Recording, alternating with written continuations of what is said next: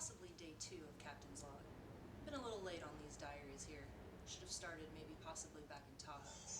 But I'll start here, Istanbul, Turkey, where the adventure is almost halfway to India. I'm on this adventure to go to yoga school in Rishikesh, India.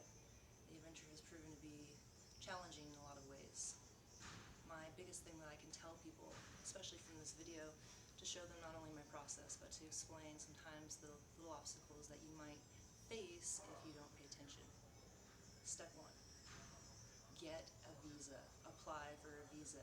There are a few countries out there that require you to have a visa before you even step foot onto their ground.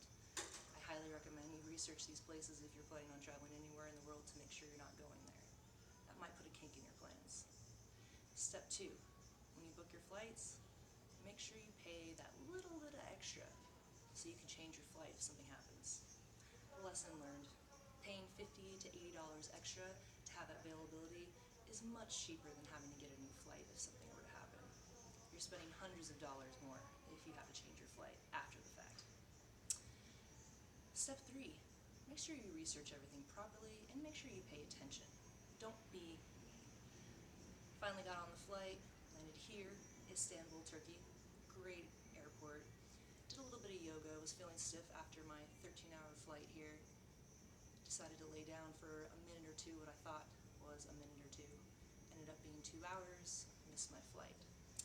So here I am still waiting for that next flight that is going to be in about 15, 16 hours. So I am hanging out until then, thinking about yoga, what brought me here. Yoga to me has been an inspiration in my life, has changed so many aspects. I want everyone to understand that it's not only a journey for oneself, but it's a journey for others too. Yoga to me has saved me from every horrible aspect of my life. It puts patience in perspective. It gives me the ability to calm my mind. And a lot of people who know me know that I am not the most patient person. I can sometimes fly off the handle pretty easily. So yoga has been the key factor of me learning how to be a better me. And this journey has been an interesting one so far, but I hope that in the end I learn how to be not only a better me for me, but for everybody else around me.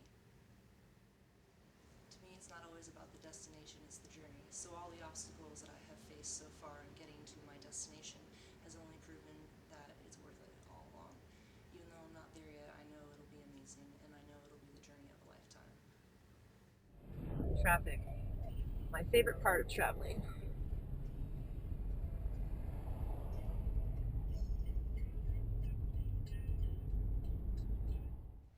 Some of you may think, why go all the way to Rishikesh, India to learn yoga, to get yoga certifications? You can go anywhere in the world and get yoga certifications. You can stay in South Lake Tahoe and earn your yoga certification. But to me, yoga means something that much more deeper inside. It's not just an exercise, it's not just a habit, it's not just a practice. It's a lifestyle, it's a way of being. And when I researched different schools, I found Rishikesh, India as the homeland, the heartland of yoga. And that really spoke a lot to me in many ways because I want to be somewhere inside myself that I know is home. And yoga's brought me there. And I'm so thankful for that in my life that I want to share that with others. So not only can I make myself a better person, but I can help others see the different sides to life, the different perspectives, the different philosophies. There's so many out there that it's up to you to decide which one fits best for you. And for me, when I found yoga, it changed so many different aspects for me. Growing up, I was always very high energy, very anxious, easy to go from 0 to 60. Still am for a lot of people who know me still. I just try to hide it a lot better.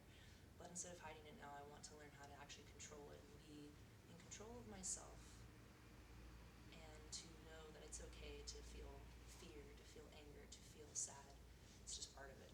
It's just about how you deal with it. And a lot of us don't always know how to deal with it the best. So my journey starts with looking in to be able to look out. I spent quite a bit of time researching my yoga schools. There's hundreds of yoga schools in India, let alone in Rishikesh, India, where I'm heartland of yoga.